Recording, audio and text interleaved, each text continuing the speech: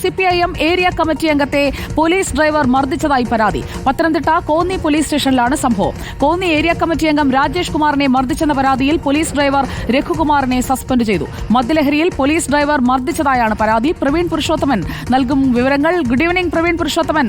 Area committee അംഗത്തെ police driver തല്ലിയത് എപ്പോഴാണ്?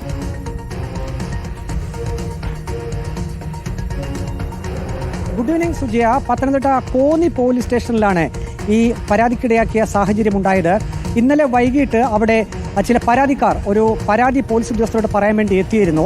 ആ സമയം CPIM കോന്നി ഏരിയ കമ്മിറ്റി അംഗമായിട്ടുള്ള രാജേഷ് കുമാറും അവരുടെ കൂട്ടത്തിൽ ഉണ്ടായിരുന്നു. രാജേഷ് കുമാർ ഈ പരാതി പോലീസ് ജീപ്പിന് മുകളിൽ വെച്ച് ആദ്യം എഴുതി. ഈ സമയം ആ പോലീസ് ജീപ്പ് ഡ്രൈവർ ജീപ്പിന് മുകളിൽ വെച്ച് പരാതി എഴുതാൻ കഴിയില്ല എന്ന് പറഞ്ഞു.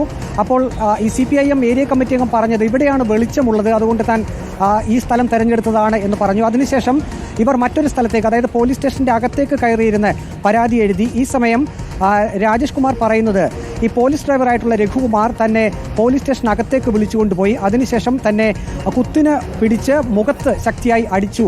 അങ്ങനെയാണ് അദ്ദേഹം പരാതിയിൽ പറയുന്നത്. തുടർന്ന് സർക്കിൾ ഇൻസ്പെക്ടറും ഒപ്പം തന്നെ SIയും ഒക്കെ വിഷയത്തിൽ ഇടപെട്ടു. അതിനുശേഷം ഈ രാജേഷ് കുമാറിന്റെ മൊഴി രേഖപ്പെടുത്തിയിട്ടുണ്ട്.